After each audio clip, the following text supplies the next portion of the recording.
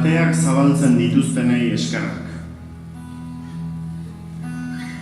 Konparatzen da giza jendea zuhaitzarekin, pertsonak ere sustraiak izaten dituelako lurralderen batean.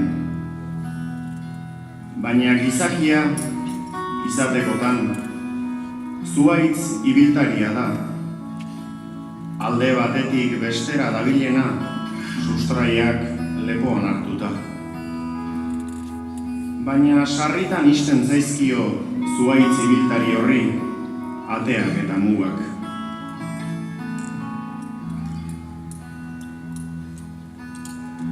Ona da sorlekuan egokitzea, nork bere etxea eta kultura izatea, nork bere herria izatea. Ona da berriz konturatzea, planeta osoa dela pertsonaren bizilekua. Horkoak izateaz gainera, edonongoak garela. Munduko edozein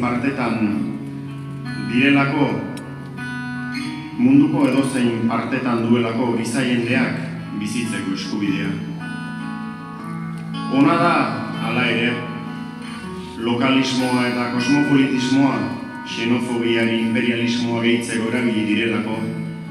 Ona da, diot, ohartzea, arrotza garela non nahi.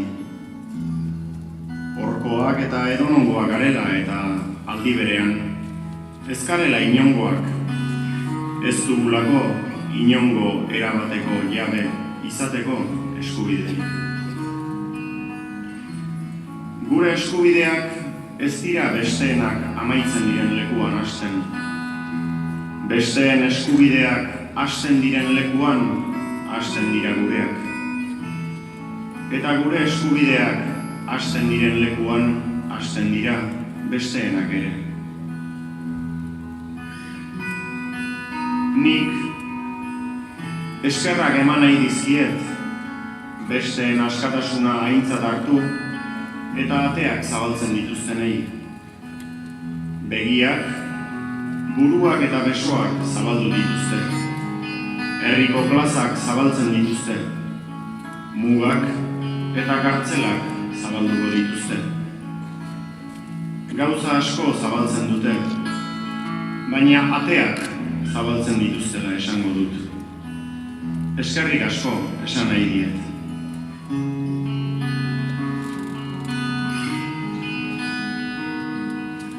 Beti egonda atea zabaldu duen jendea, beste askok itxi dituzten artean. Gure erbestealdiko urte luzeetan, ateak zabaldu dizkigutenei, eskerrak eman nahi dizkiet. Eskerrik asko, ateak zabaltzen jarraitu dutenei.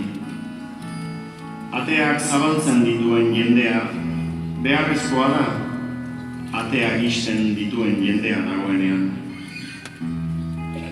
Ateak zabaltzen dituen jendea oso onuragarria da, ateak isten besterik ez dakien jendearentzat ere. Eskerrik asko orduan, estatuen arteko mugak, kartzelako sarrailak, eta etxeko ateak zabaltzen dituen jendeari. Gure hizkuntzan dugun esaera ederrenetakoa da eta eskerrik asko.